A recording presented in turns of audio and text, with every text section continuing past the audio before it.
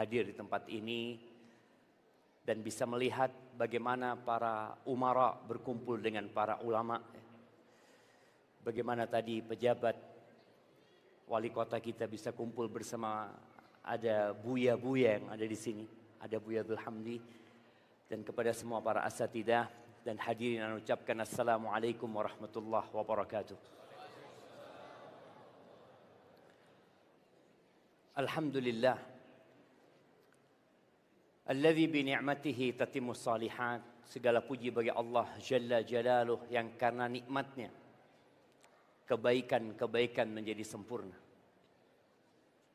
Yang karena rahmatnya niat-niat baik hamba dapat terlaksana.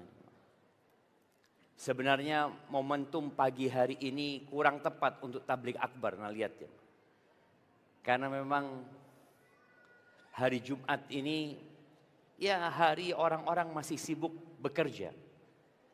Biasanya tabligh akbar itu di hari libur.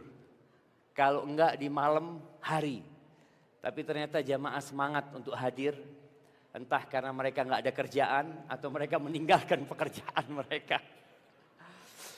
Barakallahu fiik, kita bersyukur kepada Allah yang telah menggerakkan hati kita agar kita bisa melangkahkan kaki ke rumah Allah ini. Ke Islamic Center yang namanya apa? Manarul Ilmi ya. Tahun lalu ana belum melihat pelang Manarul Ilmi, tapi tahun ini alhamdulillah pelang itu sudah dipasang dan mudah-mudahan menjadi menara ilmu dan menjadi pusat kajian Islam di kota Padang Panjang ini, bahkan di Sumbar insyaallah. Allahumma salli wa sallim ala abdika wa rasulika Sayyidina wa maulana Muhammadin wa ala alihi wa ashabihi ajma'in. Amma ba'd, jamaah rahimakumullah, mengingatkan hari ini hari Jumat, hari yang paling indah sepanjang pekan. Kalau kita tahu ada hari Senin, Selasa, Rabu, Kamis, Jumat, Sabtu, Ahad, hari yang paling mulia itu hari Jumat. Orang-orang Yahudi mereka memuliakan hari apa? Hari Sabtu. Orang-orang Nasrani mereka punya hari Ahad. Dan umat Islam punya hari Jumat. Tapi kadangkala kita kurang mengagungkan hari Jumat ini. Sebagaimana mereka mengagungkan hari Sabtu dan hari Ahad. Maka semoga di hari ini paling tidak mengagungkan hari Jumat itu dengan tidak telat Jumatan. Ana sampaikan ini karena ada banyak pemimpin-pemimpin di sini. Bagaimana mereka memerintahkan anak buahnya untuk datang ke masjid sebelum khatib naik mimbar. Karena kalau sudah khatib naik mimbar, malaikat itu tutup buku gitu. Dan terkadang ada sebagian orang yang Jumat kemarin telat, Jumat bulan lalu telat, Jumat 10 tahun yang lalu juga telat dia. Jadi memang sepanjang hidupnya dia selalu telat Jumatan. Apa penyebabnya? Kalau dia seorang anak buah, seorang pegawai, kadang-kala nggak ada yang memperingatkan. Dia datang setelah khatib khutbah kedua. Setelah doa. Dan kadang-kala masjid itu penuh sudah. Dia di belakang berdiri seakan-akan orang paling taat kepada Allah. Diliatin khatibnya, kok nggak selesai-selesai khutbahnya. Dia menjadi orang yang pertama, terakhir datang dan pertama pulang. Maka harapan ana kita benar-benar mengagungkan hari Jumat. Bagaimana yang punya kedudukan, yang punya toko umpamanya. Dia perintahkan anak buahnya untuk berangkat ke masjid sebelum khatib naik mimbar. Dengan cara itu, ya paling tidak kita sudah mengagungkan hari Jumat ini. Dan di antara amal yang mengagungkan hari Jumat adalah memperbanyak sholawat buat Rasulullah Sallallahu Alaihi Wasallam. Tolong hari Jumat ini antum hitung sholawat antum. Ada apa dihitung Ustaz? Ana sudah banyak sholawat nih. Orang kalau tidak menghitung, dia itu merasa sudah banyak. Merasa. Tapi coba antum hitung. Atau antum menitin. Ana mau sholawat buat Nabi SAW 15 menit. 30 menit, 1 jam. Semoga dengan itu hidup kita jadi berkah. Jamaah rahimakumullah, tema kita hari ini adalah apa? Nah, prioritas utama dalam hidup. Masya Allah. Mau amplop apa mau buku? Ini bicara prioritas utama dalam hidup. Amplop aja.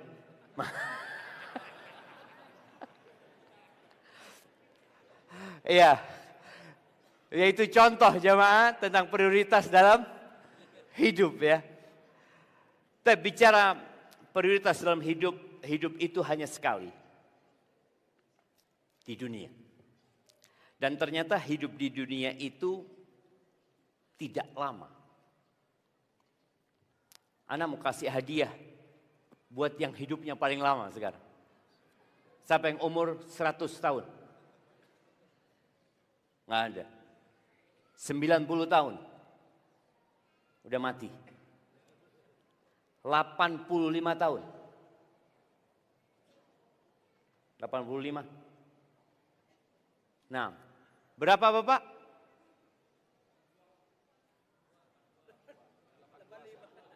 82.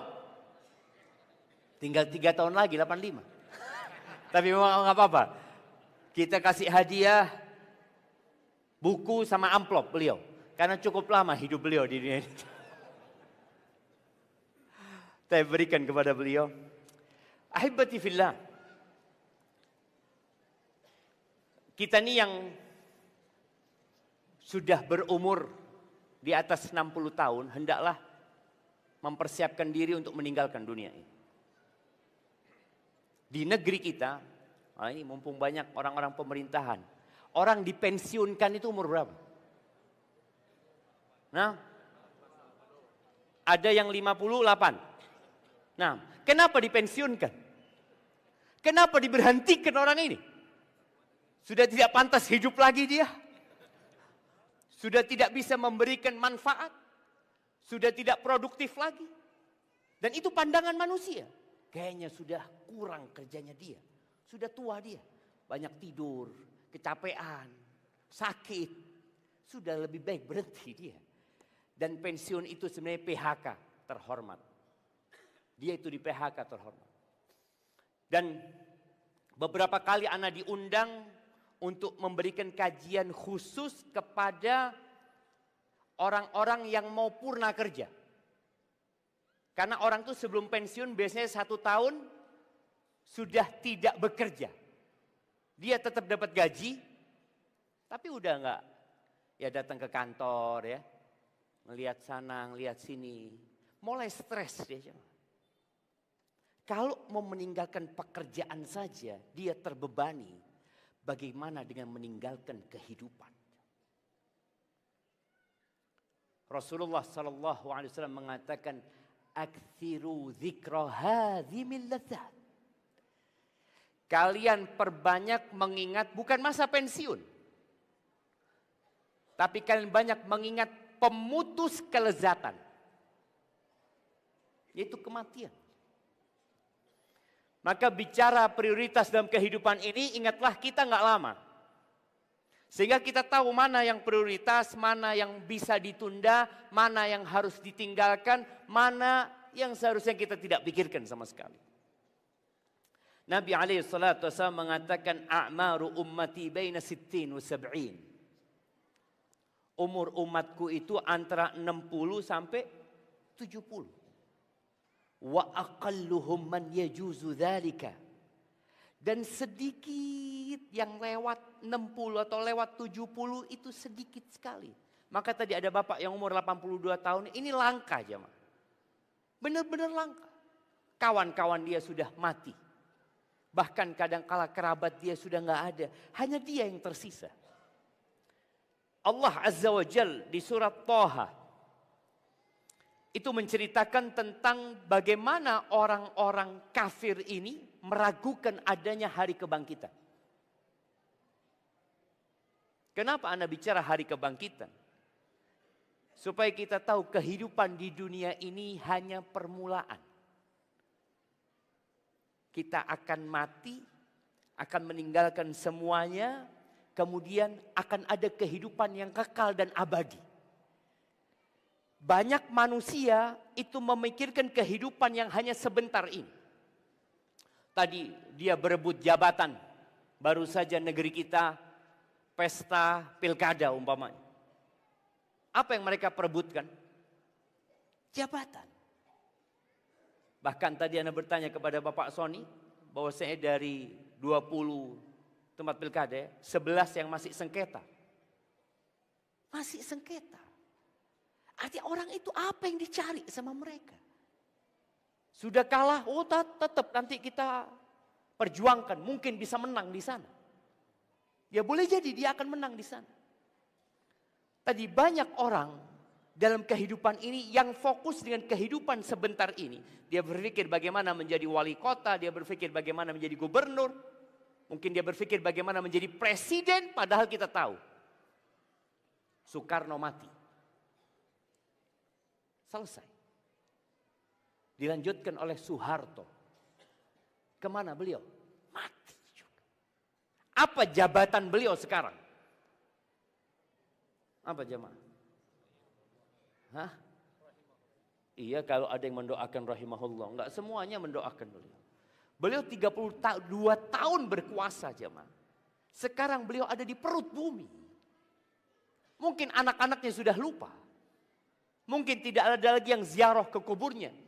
Mungkin yang mendoakan juga habis. Biasanya orang itu mendoakan di awal-awal kematian. Allahumma gfir lahu warhamhu. Lanjut meninggal Soeharto digantikan oleh B.J. Habibie. Kemana B.J. Habibie? Sama. Selesai dia. Yang dulu kemana-mana dihormati, yang dulu diundang kemana, disambut dengan karpet merah. Orang-orang mengeluh-elukan beliau dengan pesawat yang dibikin oleh beliau. Selesai beliau. Mati. Dilanjutkan oleh siapa? Gus Dur. Kemana Gus Dur? Mati. Dilanjutkan oleh Ibu Mega. Kemana Ibu Mega? Nunggu mati. Sama jemaah. Apa yang ditunggu? Apa yang ditunggu? Mati. Taib, dilanjutkan oleh Bapak SBY. Kemana Bapak SBY? Ditinggal mati oleh istrinya. Dan beliau pun sedang menunggu kematian. Jabatan presiden habis sudah jemaah. Selesai. Taib, dilanjutkan oleh Bapak Jokowi. Beliau 10 tahun memerintah di negeri kita. Kemudian selesai. Nunggu apa beliau? Nunggu mati. Kemudian sekarang Bapak Presiden kita, semoga Allah melindungi beliau dan menjaga beliau. Memberikan taufik kepada beliau untuk menjalankan roda pemerintahan sesuai dengan yang meridhokan Allah Azza wa Jal. Beliau pun gak akan lama. Tahu dari mana Ustaz gak akan lama? Tahu dari Bapak Soeharto yang mati. Tahu dari presiden sebelumnya, semua sedang menunggu kematian. Maka kita tak perlu memahami bahwasanya kehidupan sekarang ini hanya permulaan untuk kehidupan yang kekal dan abadi. Ana sering ingatkan kepada banyak orang bahwasanya Nabi kita Muhammad alaihissalatu wasallam berapa tahun hidup di muka bumi? 63 tahun. Tapi Ana mau kasih hadiah. Beliau di perut bumi berapa tahun? Nah. Tafadhal. 1435. Tafadhal. Kok bisa jemaah? Iya, beliau meninggal alaihi salatu wassalam tahun 11 Hijriah. 11. Sekarang tahun 1446. Lebih lama mana beliau di muka bumi apa di perut bumi? Di perut bumi. Kalau bicara prioritas seharusnya engkau berpikir apa? Yang itu loh, yang aku akan lama di sana. Sebagian orang ketika tahu dia itu hanya akan berada di padang panjang ini 5 hari. Dia nggak akan beli rumah, jemaah. Buat apa Anda beli rumah di sini? Tapi kalau 2 bulan beli rumah, padang panjang, Ada yang orang tinggal di Padang Panjang beli rumah. Berapa lama antum makan di sini? 2 bulan. Alhamdulillah anak sudah beli rumah. Apa kata orang? Antum cuma 2 bulan beli rumah. Kayaknya harus ke dokter antum. Kalau antum mau tinggal lama baru beli rumah. Nah, sekarang kalau kita berpikir. Di muka bumi cuma 70 tahun. Di perut bumi 3000 tahun. Berarti beli rumah di mana kita? Ya di perut bumi itu kita beli rumah. Apalagi kalau ternyata di sana khalidina fiha abada. Kekal selama-lamanya. Tapi banyak orang meragukan terjadinya kiamat. Sehingga mereka sibuk bekerja. Dan dia pikir itulah hakikat kehidupan. Itulah prioritas dalam kehidupan ini. Ada seorang apa ya sebutannya? Bajingan mungkin dia. Dia mengatakan, anak ini salah didik Ustaz. Kok bisa bang? Dia sudah tobat waktu itu. Dia itu menjadi presiden sabung ayam se-Asia Tenggara. Bayangkan jemaah. Dia bertobat, dia ngomong, karena memang orang tua anak Ustaz. Sejak kecil jadi anak-anak, kau harus pintar Pak. Supaya engkau bisa jadi orang kaya. Supaya engkau bisa bekerja. Jadi seakan-akan prioritas hidup ini adalah bekerja untuk cari uang, untuk mendapatkan harta. Sehingga banyak anak-anak itu yang disekolahkan tujuannya apa? Fulus. Jarang orang tua mengatakan, nak engkau belajar yang benar. Supaya engkau jadi hamba Allah yang taat. Nak. Supaya kamu jadi anak yang soleh, yang bermanfaat buat dirimu sendiri di dunia dan di akhirat. Kemudian buat bangsa dan negara, buat agama. Enggak. Kenapa? Karena kadang-kala keimanan kita dengan hari akhir itu lemah.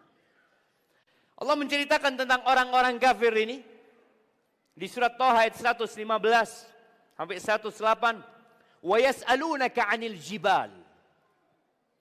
Mereka bertanya kepadamu tentang gunung. Kita ini berada di daerah yang dikelilingi gunung. Kalau rumah kena gempa hancur, kita lihat. Kejadian kemarin longsor yang terjadi, kita lihat. Ana kemarin melewatin jalur di mana bekas banjir bandang dan longsor itu. Ana melihat ada rumah-rumah yang hancur, tempat-tempat wisata yang sudah tidak ada sisanya. Tapi bagaimana dengan gunung itu sendiri? Faqul yansifuha rabbi nasfa. Katakan kepada mereka, Rabbku, Allah Azza wa Jalla akan menghancurkan gunung sehancur-hancur. Allah akan ledakkan gunung itu. Sehancur-hancurnya. Fayadharuha qa'an safsafa. Dan Allah akan jadikan bumi ini nanti rata. Orang yang mau ke Bukit Tinggi, orang yang mau ke Padang Panjang, kita lihat jalurnya itu naik turun. Naik lagi, turun lagi, naik lagi, turun lagi. Nanti akan rata sama tanah. La tara fiha iwajan wala amta. Nggak ada yang berkelok-kelok lagi. Nggak ada yang naik turun. Bahkan tidak ada tanda di tempat ini ada Masjid Manarul Ilmi. Nggak ada. Masjid ini akan hancur. Oh, dulu anak pernah ngaji di situ. Oh, dulu anak pernah punya rumah. Nggak ada. Selesai jangan. Karena memang bumi ini diciptakan untuk dihancurkan oleh Allah Azza wa Jalla. Tapi kadang-kala kita sibuk membangun di tempat ini, lupa untuk membangun di tempat yang kekal dan abadi. Ahibati fillah. Sebelum bicara apa yang prioritas dalam kehidupan ini, hendaklah setiap orang itu membaca track record dia. Karena kadang-kala orang kalau sudah di atas umur 40 tahun itu jadi orang sukses. Dulu anak kerjanya susah Ustaz. Dulu anak pegawai biasa Ustaz. Dulu anak, dulu cerita lama. Iya, ada satu cerita yang engkau perlu diingatkan. Cerita ketika engkau di perut ibundamu. Engkau dulu apa? Apa? Allah mengatakan di surat Al-Insan. Surat Al-Insan ini dianjurkan dibaca kapan? Nggak jadi karena nah, hari Jumat waktu salat subuh. Nah, hal ata 'alal insani hinum minad dahr lam yakun syai'an madhkura. Apakah pernah datang kepada manusia ini? Kita sekarang jadi manusia. Ada satu fase yang dia itu disebut nggak bisa. Ana, sebelum tanggal, kalau Masehi Ana lahir tanggal 15 Desember 77. Sebelum tanggal itu, Ana nggak ada. Dan Ana nggak bisa disebut.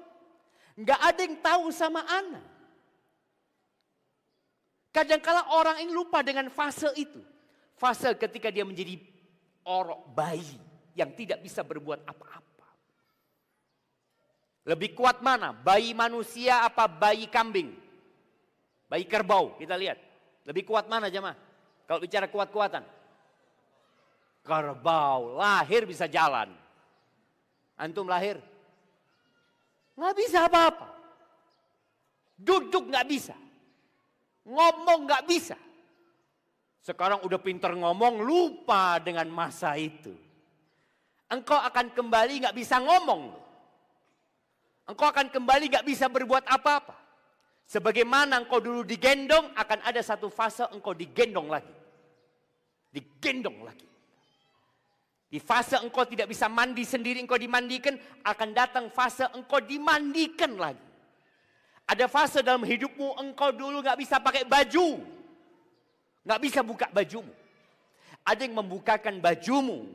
Ada yang memandikanmu. Ada yang memakaikan bajumu, ada fase engkau kembali nggak bisa buka baju. Cuma kita lupa. Maka Allah ingatkan kita. Itu tiap Jumat dianjurkan untuk dibaca supaya manusia ingat, engkau dulu nggak ada, engkau dulu nggak bisa apa-apa. Dan kemudian engkau akan kelak dibangkitkan oleh Allah Azza wa Jalla. Ahibati fillah.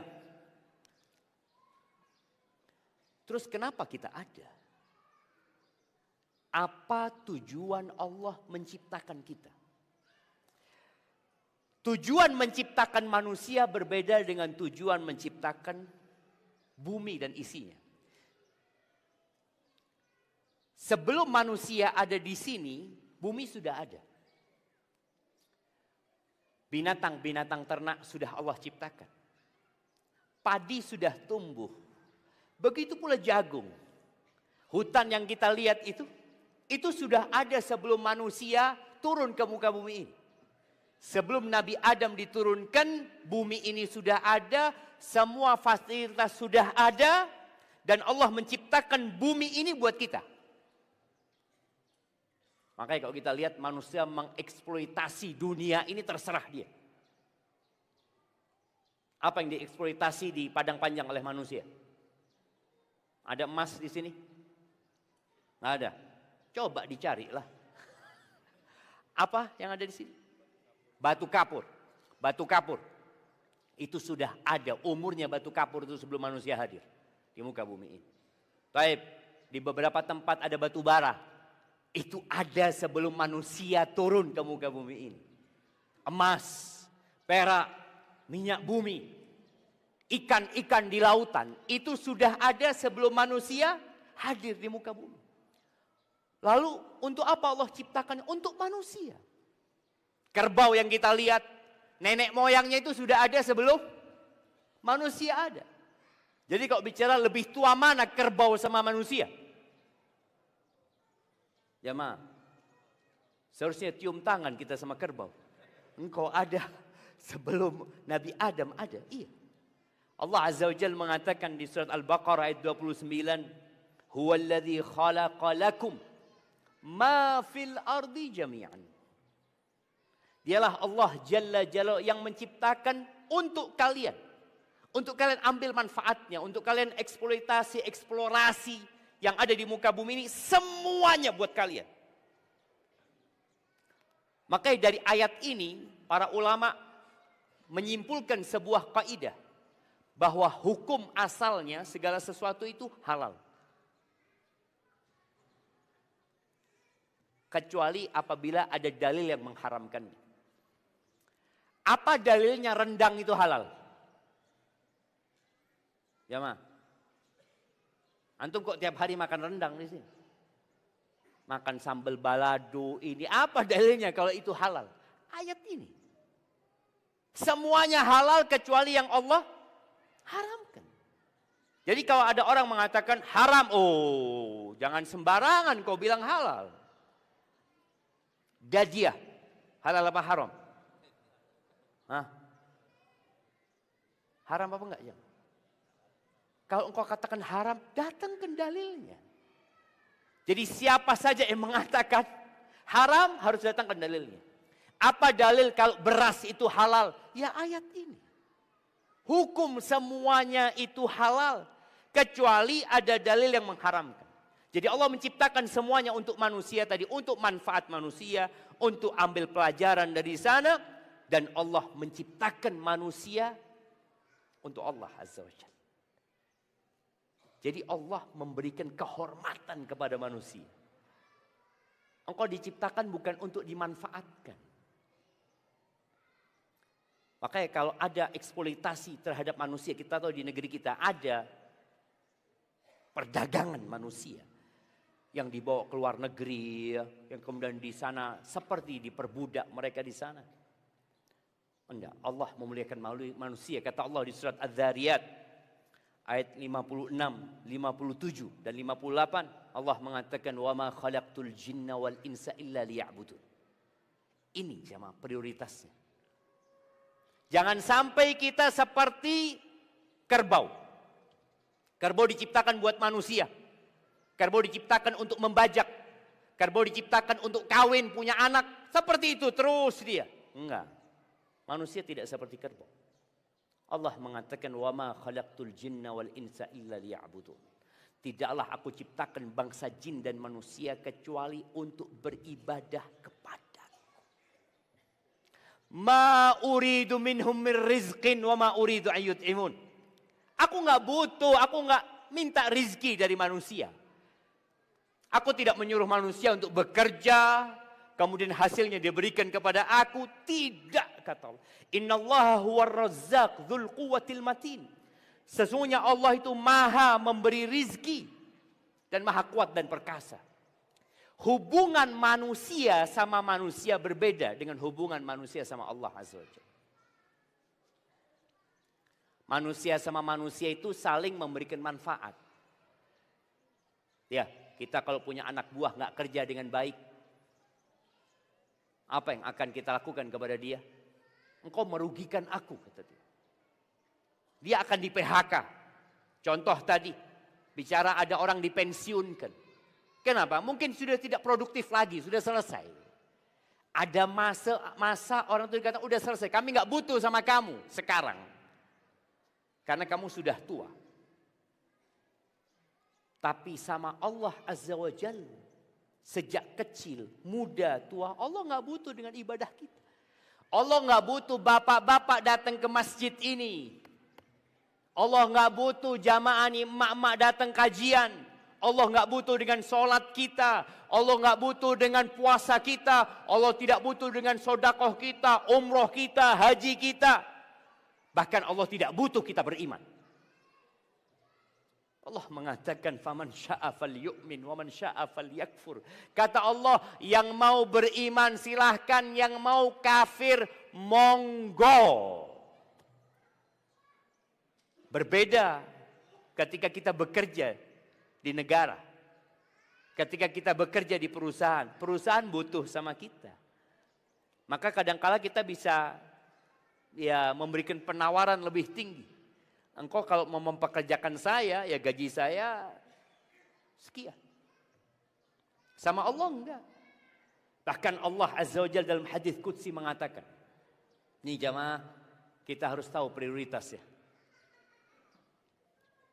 Karena kalau sudah orang nggak tahu dengan prioritas dia, seperti orang yang punya keranjang.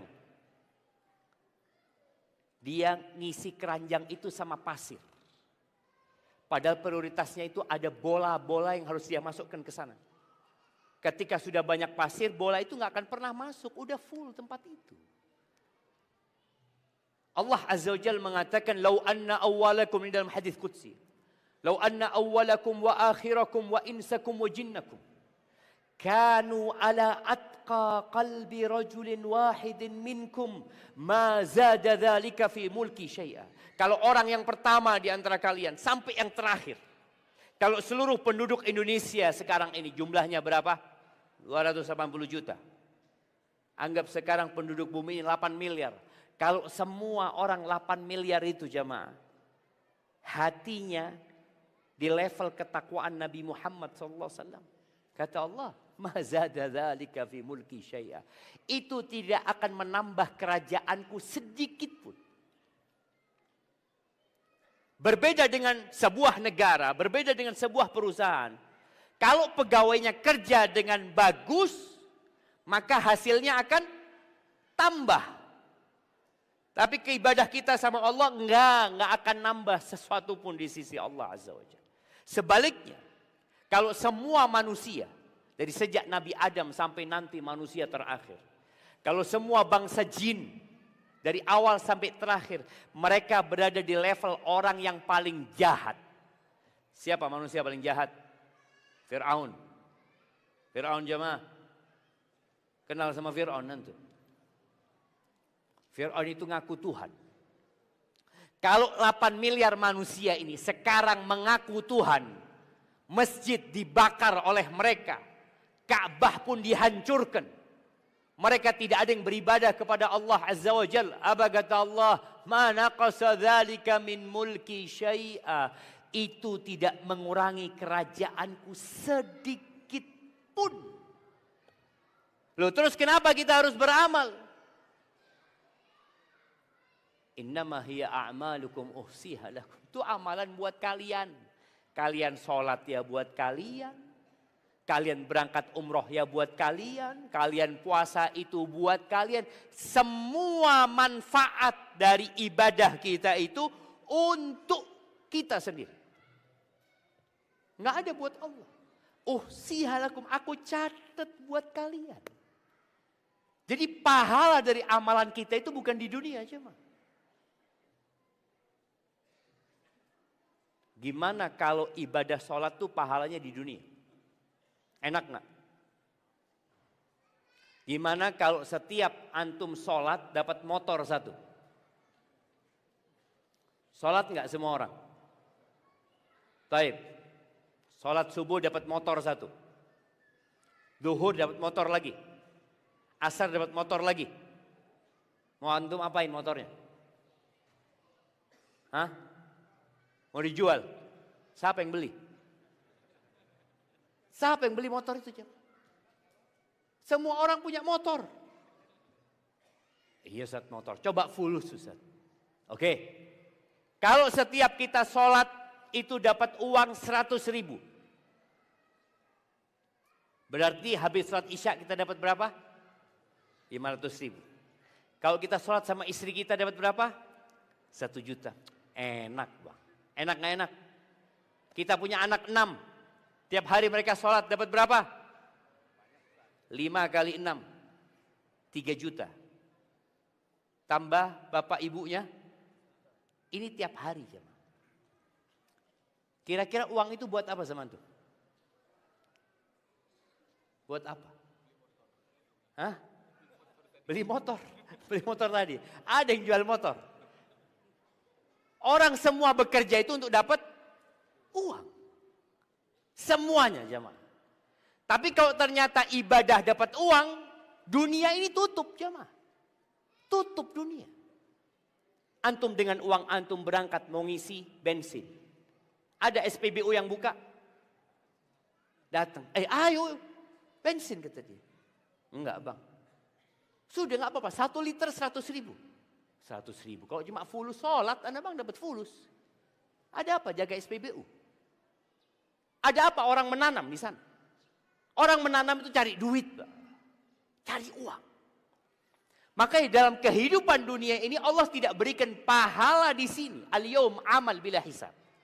Maka tadi kalau bicara prioritas kita beribadah, Ustaz, anak ibadah tapi nggak dapat apa-apa. Ya bukan di sini. Ketika semua pahala ibadah itu diberikan di dunia, tutup dunia ini. Orang nggak akan bekerja. Maka Allah tidak jadikan pahala itu di sini. Tapi pahala itu kelak di akhirat. Hadis Nabi SAW, Raka'atul fajri khairun minad dunya wa ma fiha. 2 rakaat sebelum subuh itu lebih baik dari dunia dan isinya. Membaca Al-Quran di masjid. Antum berangkat dari rumah, datang ke masjid, nunggu azan, nunggu qomat. Antum baca 1 ayat. Itu kata Nabi SAW, khairun min naqah. Itu lebih baik dari seekor onta. Antum mau ontanya apa mau lebih baik dari onta? Kira-kira kalau antum baca Quran, baca 1 huruf, satu ayat. Alif lam mim. Datang onta. Masya Allah. Dzalikal kitabu la raiba fi hudal lil muttaqin. Lebih besar lagi ontanya, Masya Allah. Kira-kira mau ditaruh di mana ontanya sama antum? Antum bawa ke pasar. Anda bawa ke pasar, Ustaz. Fulus. Datang ke pasar. Semua orang bawa onta. Siapa yang mau? Tidak ada. Makanya pahala itu di akhirat. Jamaah. Nabi SAW mengatakan, La maudi'u sauti ahadikum fil jannah. Tempat cambuk kalian. Tempat cambuk itu 1 meter lah. Orang dulu naik kuda, ada cambuknya. Dan biasanya kalau masuk rumah, cambuk itu ditaruh di tembok itu. Itu loh, lokasi 1 meter di surga lebih baik dari dunia dan isinya. Tapi kan nanti Ustaz. Iya. Orang-orang itu sekarang tanggal berapa? Tanggal 10 ya, Masehinya. Itu pegawai digaji, Bapak. Tanggal 10 digaji. Enggak kan? Gajian tanggal berapa? Tanggal 1 kan? Tapi dia kerja tetap tanggal 10. Tanggal 11 masuk enggak dia? Masuk. Kemudian tanggal 12, 13, tanggal 20 masuk enggak dia? Padahal enggak digaji jemaah. Dia gajiannya bulanan. Tapi kenapa dia terus bekerja? Kenapa jam 7 dia berangkat, ngantor sampai sore? Karena dia yakin ada gajinya. Kapan? Nanti Ustadz, bukan sekarang. Jangan terburu-buru lah. Sahih. Begitu pula dengan urusan ibadah kita. Jamaah rahimakumullah. Orang yang tidak menjalankan tugas beribadah kepada Allah, itu seperti binatang. Suami istri, kawan dengan kawannya, bos sama anak buahnya. Ketika terjadi keributan,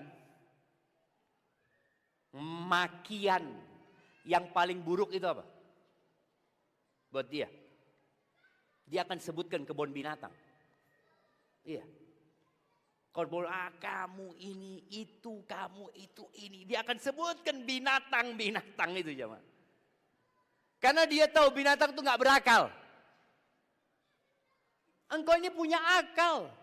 Gimana kok melakukan hal itu? Maka dia akan sebut nama binatang itu. Ternyata memang Allah menyebutkan. Di surat Al-Furqan ayat 44. Allah mengatakan, Am tahsabu anna aktsarahum yasma'un aw yaqilun. Apakah kau mengira kebanyakan orang-orang itu mendengar, berakal, ketika dikasih tahu, dikasih nasihat, didakwain agar beribadah kepada Allah Azza wa Jalla, lalu mereka menolak? Kata Allah Jalla Jalaluhu, inhum illa kal an'am. Mereka tidak lain kecuali seperti binatang ternak. Seperti sapi, seperti kerbau, seperti kambing, seperti onta. Ulaika kal an'am, inhum illa kal an'am, balhum adallu sabila. Bahkan mereka lebih parah daripada binatang. Kenapa kok dikatakan lebih parah? Binatang memang diciptakan untuk dimakan. Tapi kita diciptakan untuk mengabdi kepada Allah Azza wa Jalla. Maka ahibati fillah, orang-orang yang tidak mendengarkan nasihat, kelak pada hari kiamat mereka akan menyesal. Mereka akan mengatakan lau kunna nasma' au na'qil. Kalau dulu waktu kita hidup di dunia kita mau mendengarkan. Yang datang kajian di masjid itu berapa banyak jamaah? Dibandingkan dengan mereka yang nggak mau mendengarkan nasihat. Tadi Ana sampaikan khutbah Jumat. Khutbah Jumat ini adalah khutbah wajib. Jadi kalau bicara umat Islam itu wajib belajar. Iya, paling nggak 1 Jumat sekali. Datang. Maka dalam khutbah Jumat itu nggak boleh ngomong. Nggak boleh. Engkau datang, engkau dengarkan. Menegur orang lain nggak boleh. Engkau fokus dengerin tuh. Maka orang-orang yang ketika hidup tidak mau mendengarkan dan tidak mau memperhatikan. Mereka akan mengatakan lau kunna nasma au na'qil ma kunna fi ashabis sa'ir. Kalau dulu waktu hidup di dunia kami mau mendengarkan, kami mau memikirkan, kami nggak akan jadi penghuni neraka. Jadi penyebab mereka menjadi penghuni neraka apa? Nggak mau mendengarkan dan tidak mau menggunakan akalnya. Ahibati fillah. Kalau kita tahu bahwa Allah menciptakan kita untuk beribadah. Rizki sudah ditanggung, jangan takut antum. Sebelum antum lahir rizkinya sudah ditetapkan. Bahkan 50.000 tahun sebelum penciptaan langit dan bumi. Rizki antum sudah ditulis. Allah kasih fasilitas. Fasilitas yang pertama itu tubuh ini jemaah. Kedua mata. Kedua kaki. Kedua tangan. Kepala nih. Maka orang itu kalau sujud harus sujud di atas 7 anggota tubuh. Itu semua fasilitas. Harus antum tundukkan. Gunakan keningmu. Letakkan di bumi. Cium dengan hidung. Dengan ujung hidungnya ini. Kemudian tanganmu. Kemudian lututmu. Kemudian jari-jari kakimu. Lalu katakan subhana rabbiyal a'la wa bihamdi. Atau subhanakallahumma wa bihamdika Allahumma gfirli. Allah kasih fasilitas semua itu kepada kita. Agar kita gunakan untuk beribadah. Baik. Harta. Selama kepalamu masih bisa goyang. Selama jantungmu masih berdetak berarti rizkimu ada. Buktikan, buktikan. Akan terus ada. Oh alhamdulillah kalau seperti itu. Ana sudah beribadah. Ternyata ibadah ini ada syaratnya. Ibadah itu tidak akan diterima kecuali dengan 2 syarat. Syarat yang pertama itu namanya tauhid. Mengesahkan Allah Azza wa Jalla. Syarat kedua itu sesuai dengan aturan. Siapa yang bikin aturan? Allah Azza wa Jalla. Bolehkah kita sholat Jumat 6 rakaat? Jemaah. Atau sholat subuh? Ini ada orang mengatakan, ya Allah Ustaz, ana ini banyak dosanya Ustaz. Banyak sholat yang ana tinggalkan. Insya Allah mulai besok ana akan sholat subuh 6 rakaat. Boleh enggak jemaah? Loh, sholat, ibadah dia. Kenapa enggak boleh? Siapa yang menyebutkan? Nah, kenapa enggak boleh? Masya Allah, ini kasih hadiah. Mau buku, mau amplop? Amplop lagi. Ahlan wa sahlan, Masya Allah, barakallahu fikum. Iya, Karena itu tidak sesuai dengan aturan. Nabi alaihissalam sholat subuh berapa rakaat? 2 rakaat. Ya sudah 2 rakaat aja sholatnya. Loh anak ini Ustaz banyak dosanya, tetap 2 rakaat. Mau orang itu banyak dosanya, mau sedikit dosanya, tetap sholatnya 2 rakaat. Baik. Haji. Ustaz haji ini kan antrian oh ini ada Bapak Depak ini. Antrian haji berapa tahun sekarang di sini? Ada yang 25 tahun. Bagaimana Ustaz kalau haji kita bikin 3 kali setahun? Ini kan masalahnya Ustaz. Kenapa ngantri? Karena haji cuma sekali setahun. Udahlah kita bikin kesepakatan. Gimana hajinya kita bikin 3 kali setahun. Oh Arab Saudi nggak terima. Baik kita bikin di Bukit Tinggi Ustaz. Padang Panjang. Cukup kan Islamic Center bikin Ka'bah di situ. Gak bisa sama. Ibadah itu bukan suka-suka kita.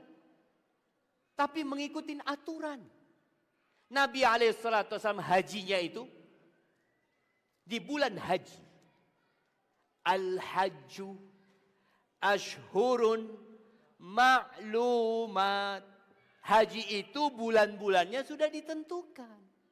Yang disebut bulan haji itu Syawal, Dzulqa'dah, Dzulhijjah. Puncak ibadah haji itu wukuf tanggal 9 di Arafah. Iya Ustaz, tapi kesian warga Indonesia ini. Boleh jadi dia mati belum pernah haji. Gara-gara apa? Karena haji setahun sekali.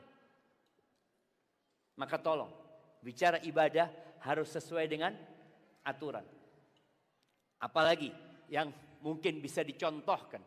Puasa. Sekarang ini karena banyak penyakit di dunia.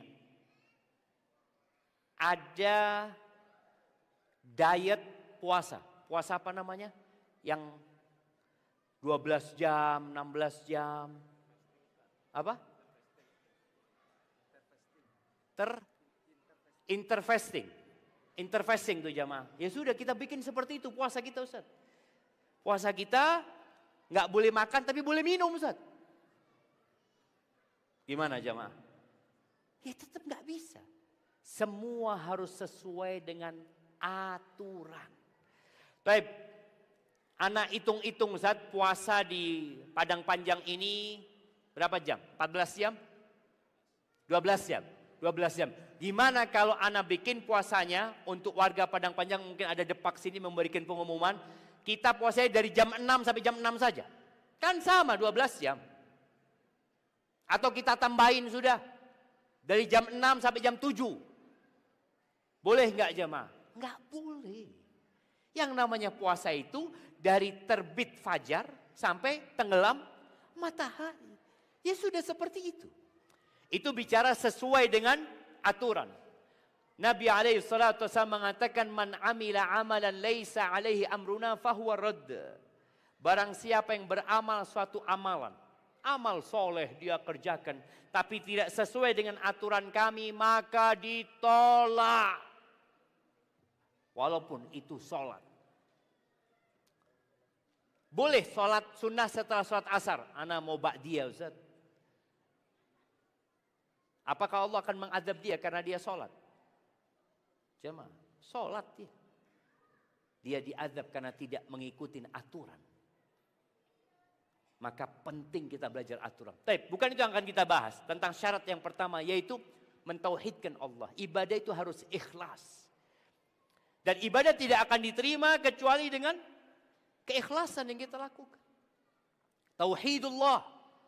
Allah menyebutkan di surat Al-Ghashiyah. Semoga kita semua hafal surat Al-Ghashiyah.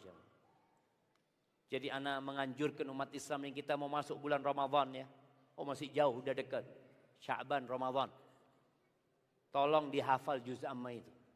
Apalagi surat Al-A'la sama Al-Ghashiyah. Ini surat yang dianjurkan dibaca hari Jumat. Hal ataka hadithul ghashiyah. Apakah sudah datang kepadamu informasi, kabar tentang kiamat itu? Hal ataka hadithul ghashiyah. Wujuhu yawma idzin khashiyah. Wajah-wajah pada hari itu penuh dengan kehinaan, tunduk, hina dan dina. Amilatun nasibah, dia bekerja, dia beramal, capek. Tapi kemana? Tasla naron hamiyah. Dia masukkan neraka yang panas. Pernah ada sebuah asar dari Umar bin Khattab radhiyallahu anhu. Umar itu melihat seorang biarawan yang sudah tua renta, yang jenggotnya sudah putih, yang dia sudah mengabdi di dalam biara bertahun-tahun, mungkin dia juga enggak kawin, hanya beribadah di tempat itu. Umar ketika melihat menangis. Dikatakan, ya Amirul Mukminin, kenapa engkau nangis? Ini orang non-muslim, ini orang Nasrani. Kenapa engkau menangis melihat dia? Iya. Aku ingat dengan firman Allah Azza wa Jalla, amilatun nasibah tasla naron hamiyah. Orang itu bekerja, beribadah, capek, lelah, masuk neraka. Masuk neraka.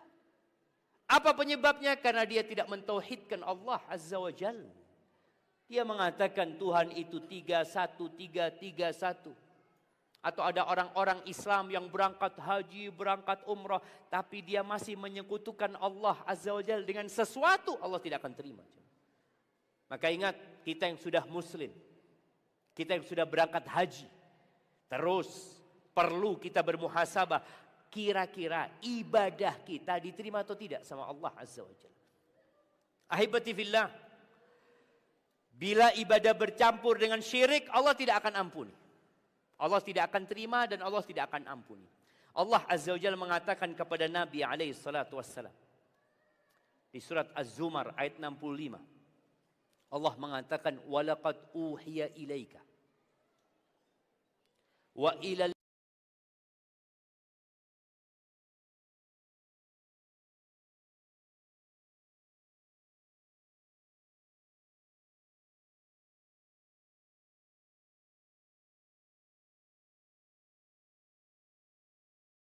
alladzi Hud, Saleh, Ibrahim, Lut, Ismail, Ishak, Yaqub, Yusuf, terus kepada Nabi Musa, Nabi Isa, sampai Nabi kita Muhammad alaihissalatu wasallam. Ini wahyu yang sama. Walaqad uhiya ilaika wa ilal ladzina min qablika. Apa isi wahyu itu? Kok semua nabi dapat wahyu yang sama? La in asyrakta la yahbatanna amaluka wa la takunanna minal khasirin. Apabila kamu melakukan kesyirikan, semua amalanmu gugur. Ini nabi jemaah. Salatnya gugur, puasanya gugur, hajinya gugur. Jangan pernah engkau mengatakan, loh saya kan sudah Islam Ustaz, enggak mungkin saya melakukan kesyirikan. Loh Nabi alaihissalatu wassalam mendapatkan wahyu itu. Siapapun dirimu, apapun jabatanmu, kalau engkau memohon kepada selain Allah Azza wa Jalla, kalau engkau menyekutukan Allah, memberikan hak khusus Allah kepada selain Allah, maka amalanmu semua akan ditolak dan engkau akan menjadi orang yang merugi. Ahibati fillah, Ana tidak tahu di Padang Panjang ini, apakah masih ada tempat-tempat mencari pesugihan? Enggak ada. Alhamdulillah. Di beberapa daerah itu ada tempat-tempat mencari pesugihan. Dan yang mengherankan, yang berangkat ke tempat itu semua agama. Bukan cuma umat Islam.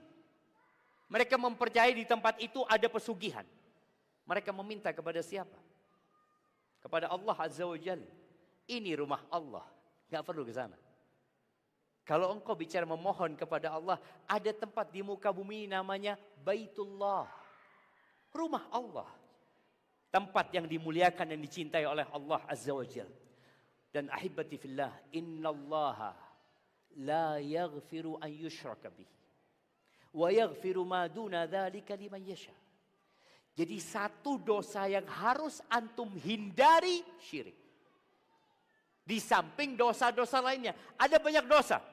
Ijtanibus sab'al mubiqat, kata Nabi SAW, hindari 7 dosa besar Yang pertama, asyirku billah. Melakukan kesyirikan kepada Allah Azza wa Jalla. Kalau orang itu berzina, dosa besar zina jamaah. Kalau orang itu mencuri, dosa besar mencuri. Kalau orang itu melakukan riba, dosa besar. Tapi dia tidak melakukan syirik, kemungkinan diampuni ada enggak? Ada.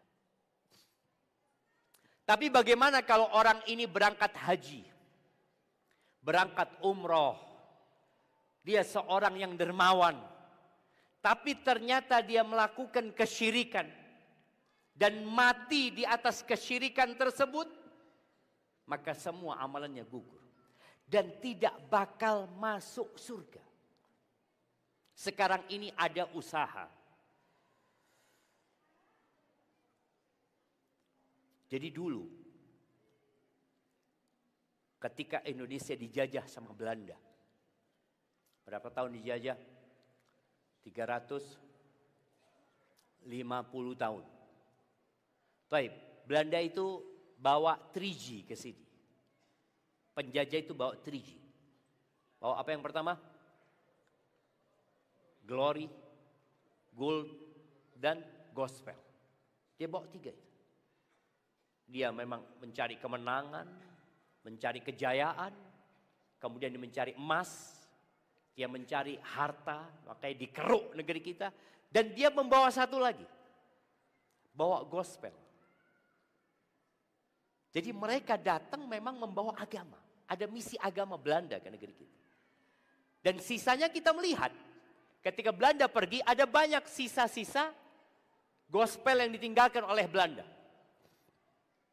Tapi subhanallah, umat Islam sadar dengan bahaya itu. Lalu mereka berusaha untuk merusak agama umat Islam lewat dalam. Muncullah yang namanya Snok-Hogron. Yang dia berganti nama Abdul Ghaffar. Dan dikatakan dia itu hafal Quran. Dan dia berangkat haji jemaah. Snok-Hogron ini. Padahal dia seorang orientalis yang memang untuk menghancurkan umat Islam di Indonesia. Tapi ketika penjajahan bubar, maka ada usaha lain untuk menghancurkan umat Islam lewat pemikiran mereka. Sekarang lagi digalakkan, digaungkan, semua agama sama. Udahlah, semua agama sama.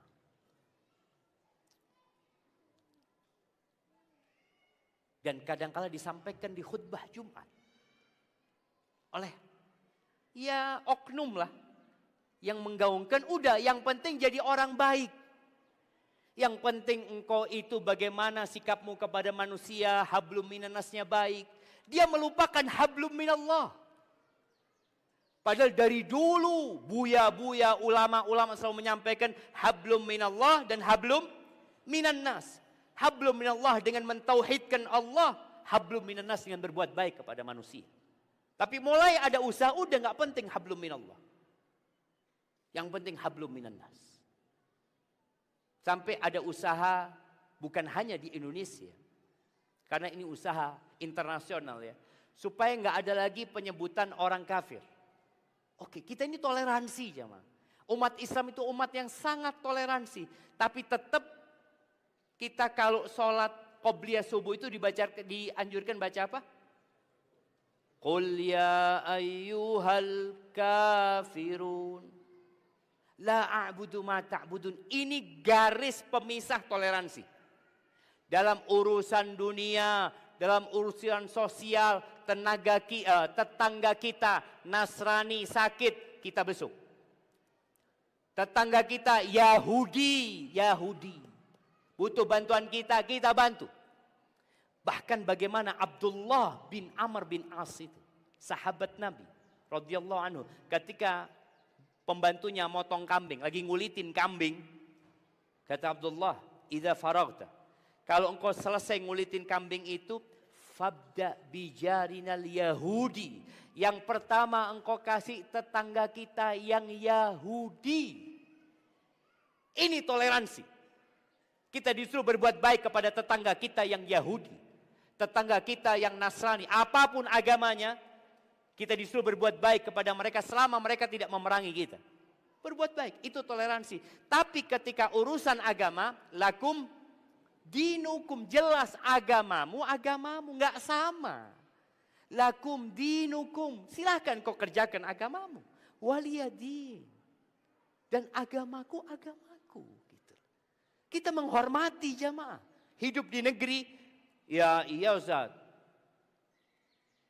Dulu kan di Madinah cuma ada Islam. Kata siapa? Banyak orang yang tidak membaca sejarah. Mereka berpikir umat Islam itu baru berinteraksi dengan non-muslim di Indonesia. Umat Islam itu berinteraksi dengan orang-orang non-muslim sejak Islam lahir. Sejak di Mekah. Kemudian ke Madinah.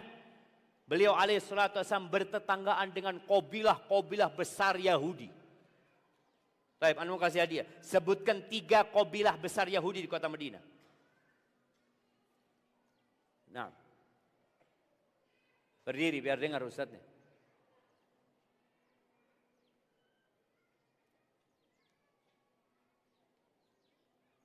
Tafadhal.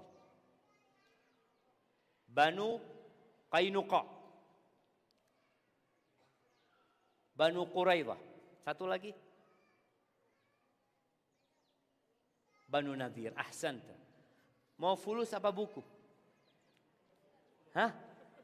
Buku? Fulus sama kita.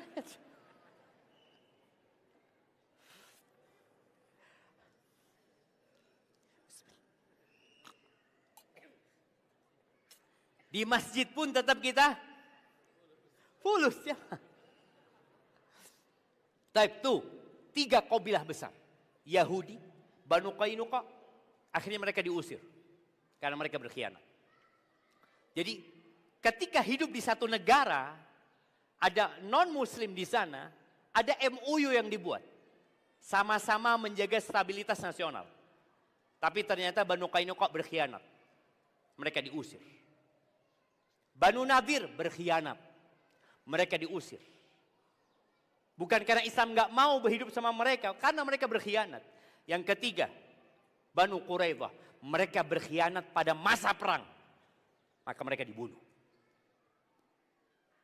Jadi kalau bicara toleransi, dari sejak hijrahnya Nabi SAW, beliau sudah menunjukkan bagaimana toleransi. Kemudian Umar bin Khattab radhiyallahu anhu.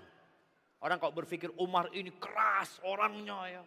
Mungkin dia orang tidak toleransi. Subhanallah. Ketika Umar menerima kunci Masjidil Aqsa. Di Palestina sana. Itu gereja-gereja gak ada yang dihancurin. Gak ada yang dihancurin. Jadi ketika Indonesia merdeka. Gereja-gereja itu ada. Apakah dihancurin? Tidak. Nyontoh siapa?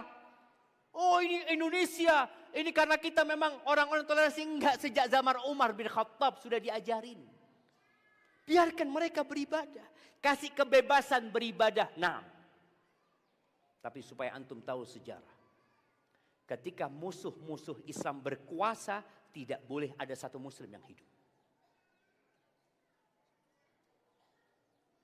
Buktinya. Andalusia. Spanyol. Umat Islam itu pernah ada di Spanyol 800 tahun kira-kira. 800 tahun. Sejak tahun 92 Hijriah. Sampai tahun 850-an kira-kira. Setelah itu hilang. Kok bisa hilang? Iya. Karena mereka tidak mengizinkan ada satu muslim hidup di tanah mereka. Anda pernah ke Spanyol? Ya sebagian orang yuk ke Spanyol melihat peradaban Islam di sana. Enggak ada. Ketika Anda tanya ada enggak muslim yang sejak zamannya Imam Ibnu Hazm Al-Andalusi. Imam Al-Qurtubi dengan tafsirnya Al-Qurtubi. Enggak ada. Habis. Apa disebut genosida? Enggak ada. Tapi ketika Islam berkuasa di Spanyol, orang Nasrani hidup bebas. Silahkan mereka. Enggak diwajibkan mereka keluar dari agama mereka. La ikraha fid din. Enggak ada. Engkau mau hidup di negeri ini, ya ikut aturan. Silahkan.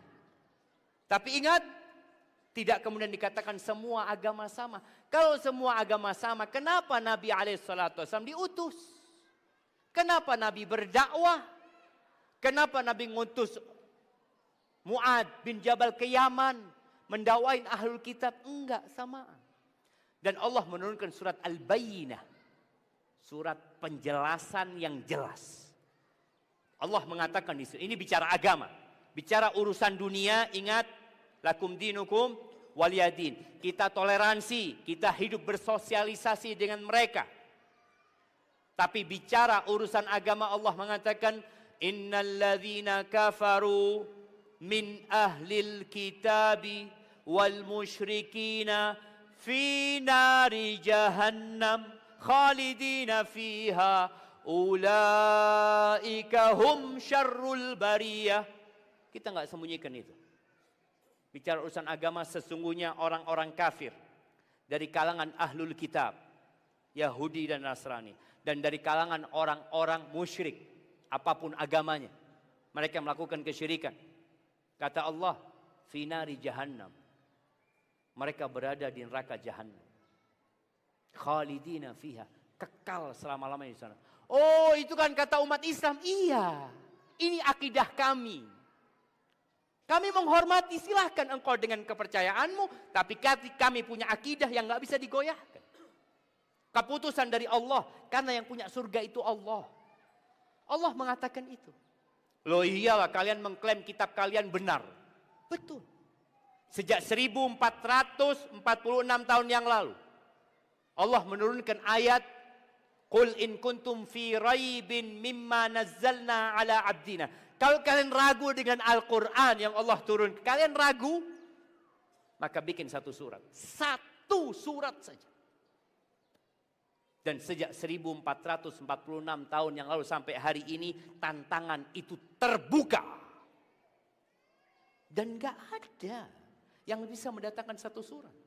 Maka di surat Al-Bayyinah Allah memberikan penjelasan. Bahwasanya mereka fi nari jahannam khalidina fiyah, kekal selama-lamanya. Ulaika hum syarrul bariyah. Mereka manusia paling jahat, jemaah. Gimana tidak dikatakan jahat mereka? Allah itu esa, kata mereka 3. Hanya Allah yang berhak disembah, mereka sembah binatang-binatang, jemaah. Batu disembah, gunung ciptaan Allah dikasih sesajen sama mereka. Lautan pun mereka sembah. Apa yang tidak mereka sembah? Padahal la ilaha illallah.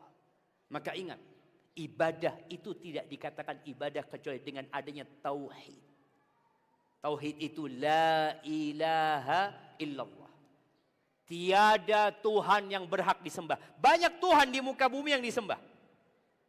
Baik itu ada yang menyembah nabi, ada yang menyembah malaikat, ada yang menyembah mentari, ada yang menyembah bulan, ada yang menyembah lautan, ada yang menyembah sapi, ada yang menyembah patung.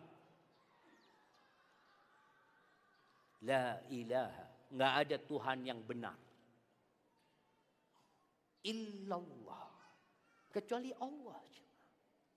Maka semoga kita bisa menjaga keislaman kita tanpa kita mendolimin orang-orang selain muslim. Tapi tetap kita katakan la ilaha illallah Muhammad Rasulullah. Kita katakan innad dina indallahil Islam, agama yang benar yang diterima di sisi Allah hanya Islam. Wa man yabtaghi ghairal islami dinan falan yuqbala min. Barang siapa yang mencari agama selain Islam tidak akan diterima. Tidak akan diterima. Iya. Tapi di Indonesia, semua orang mau milih agama dikasih kebebasan. Itu hak sebagai warga, sebagai rakyat. Tapi dalam agama kita Allah nggak akan terima.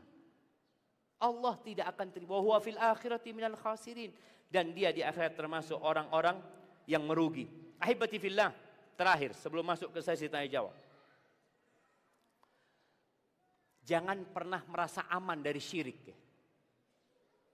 Nabi Ibrahim itu berdoa supaya diselamatkan dari kesyirikan. Siapa yang hafal doanya Nabi Ibrahim? Nah,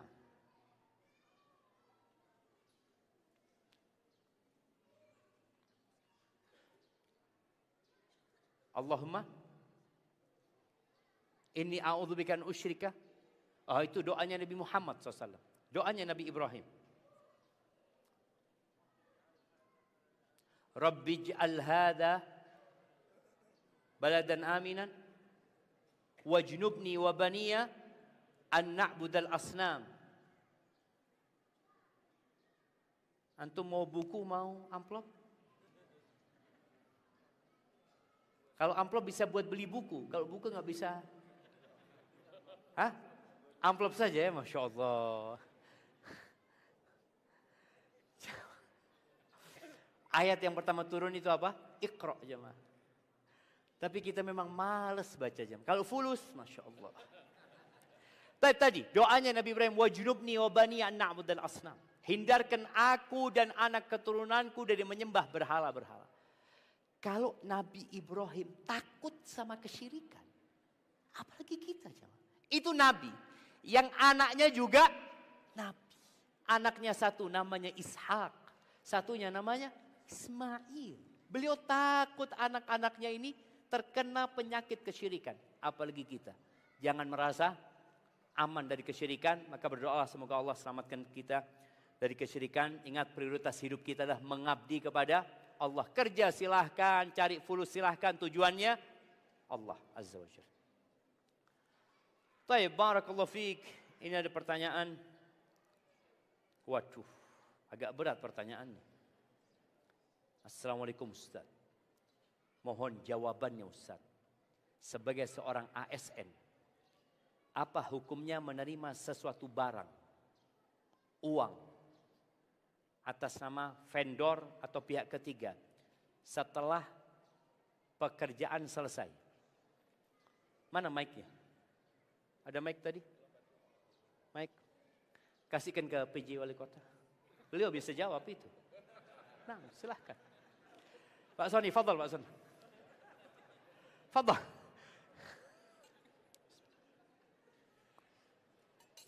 Ini urusan sama negara ini. Boleh nggak sama negara terima? Sama negara, bukan bicara agama Pak Soni.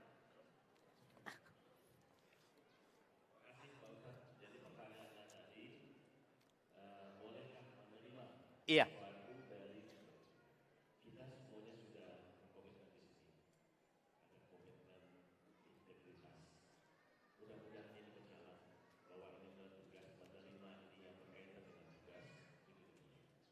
Ya, alhamdulillah. Selesai sudah jawabannya.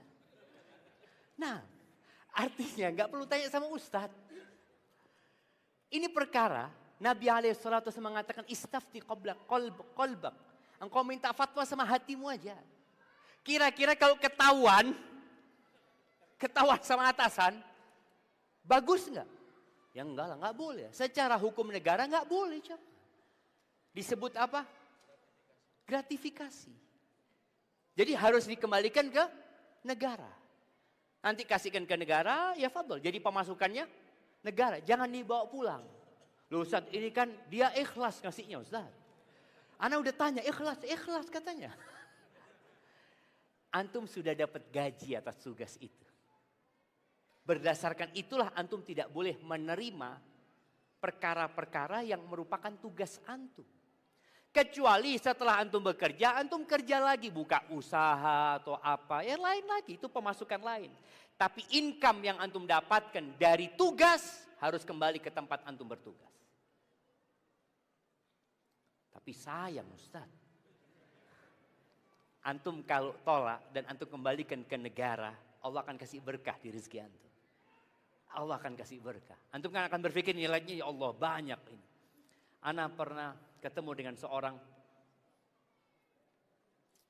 jenderal. Dia pada waktu itu Kapolda. Dia cerita, Ustaz Ana ini bingung Ustaz kata dia. Dengan sistem yang ada. Setiap hari Senin apel, Ana itu selalu memberikan motivasi kepada anak buah untuk menjadi orang yang amanah, ya tadi integritas ya. Ana sudah sampaikan, nanti Ana masuk kantor, Ustaz ada amplop yang lewat lagi ya Allah kata dia. Iya. Tapi kita tidak boleh biarkan ini jamaah.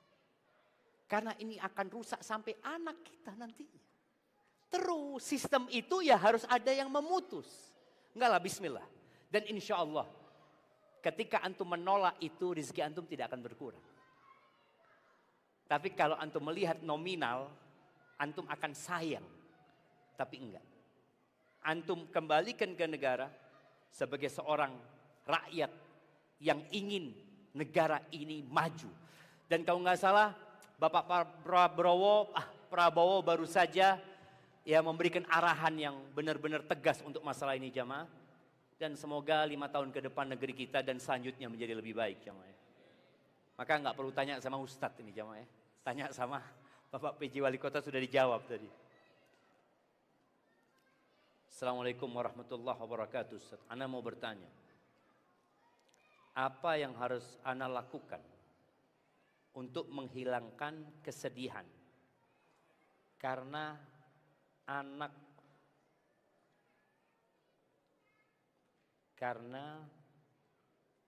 ditinggal anak sudah 2 tahun, karena anak ditinggal anak sudah 2 tahun, kesedihan selalu melilit anak setiap waktu, ditinggal anak.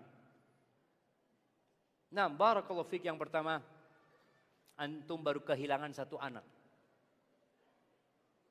Nabi SAW ditinggal oleh Al-Qasim, ditinggal oleh Abdullah, ditinggal oleh Zainab, ditinggal oleh Ruqayyah, ditinggal oleh Ummu Kulthum, ditinggal oleh Ibrahim.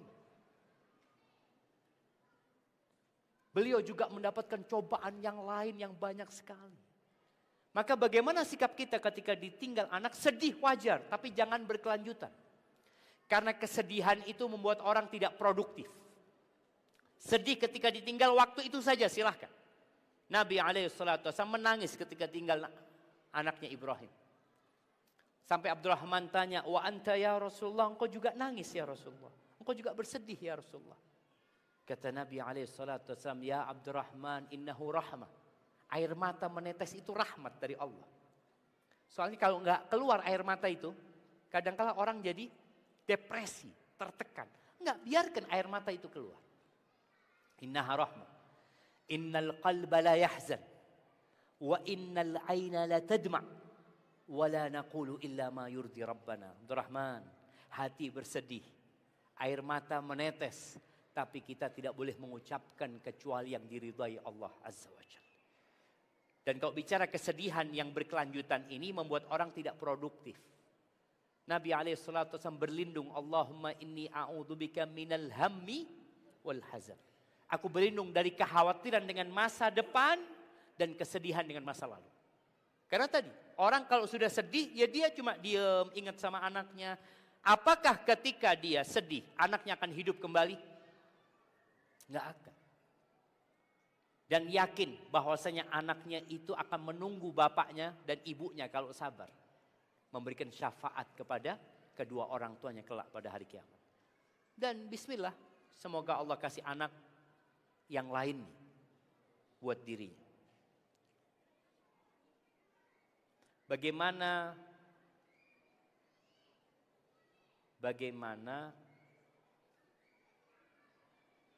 ibadah yang harus dilakukan, yang harus ana lakukan agar anak bisa ngumpul di surganya Allah kelak. Tapi kalau anak itu anak yang belum baligh ya, maka insya Allah anak itu akan memberikan syafaat kepada orang tuanya. Antum kalau tanya apa amalannya? Sabar dan ridho. Sabar dan ridho. Tapi kalau anak itu sudah baligh, yang mana kalau anak itu sudah baligh maka amalannya sudah dicatat. Maka hendaklah didoakan supaya diampuni anak-anaknya. Dan orang tua berusaha untuk menjadi lebih baik. Semoga Allah kumpulkan bersama anak-anaknya. Allah mengatakan walladzina amanu wattaba'athum dzurriyyatuhum biimanin alhaqna bihim dzurriyyatahum. Dan orang-orang yang beriman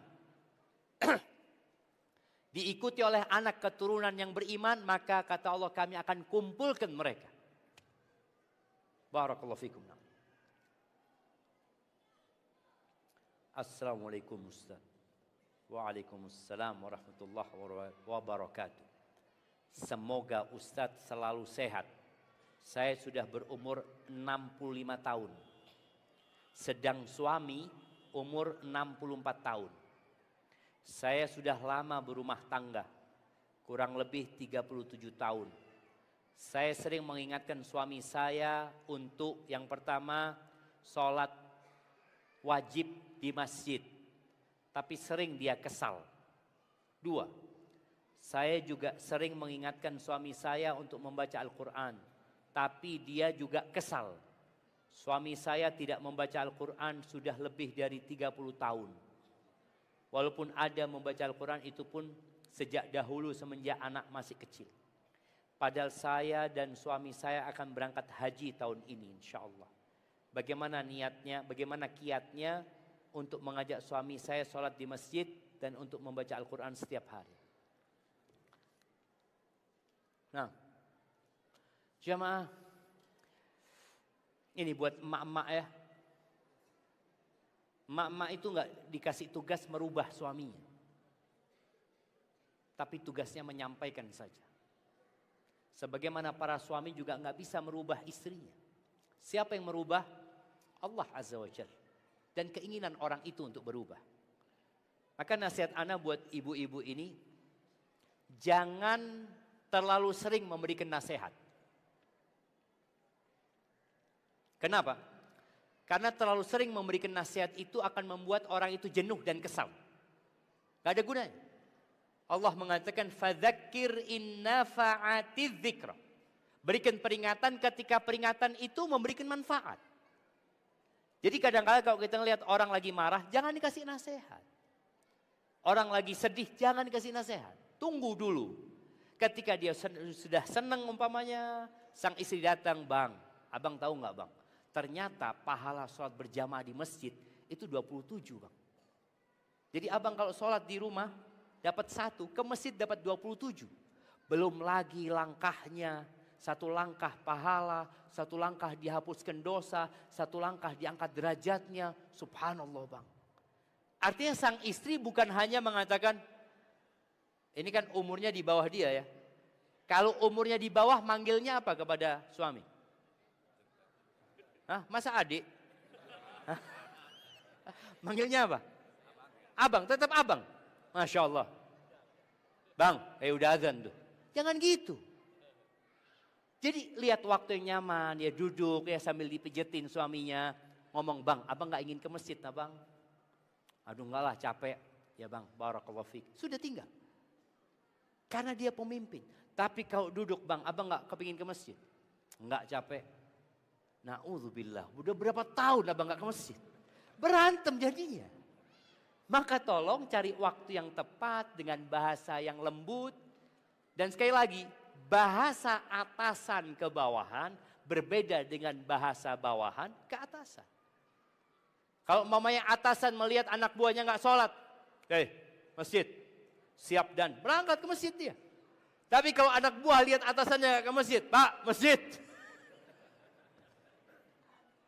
Diskors dia aja mah. Maka subhanallah ya, bicara atasan ini, ana pernah ingat isi kajian di Polres ya, di Polres salah satu kota di Jawa Tengah itu, dia ngomong, "Alhamdulillah Ustaz, sekarang Ustaz, anak buah kami itu kalau waktu zuhur ke masjid Ustaz. Akhirnya yang lainnya ikut ke masjid."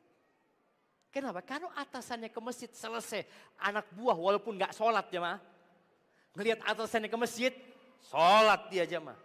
Sampai ada satu orang yang mewajibkan anak buahnya sholat ke masjid. Dan jadi imam gantian sama dia.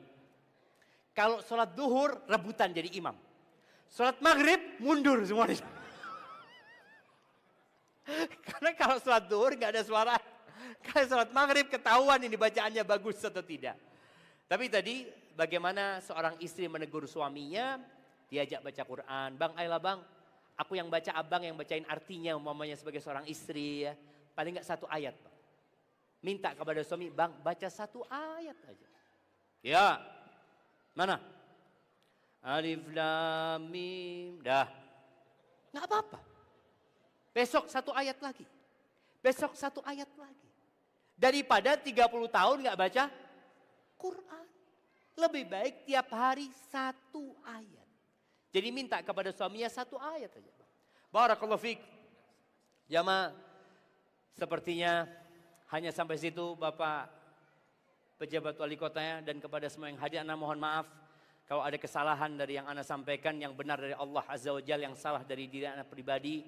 Allah dan Rasul terbebaskan dari kesalahan itu, dan ana berdoa memohon kepada Allah agar kita dikumpulkan di surganya sebagaimana Allah mengumpulkan kita di tempat ini. Subhanakallahumma wa bihamdika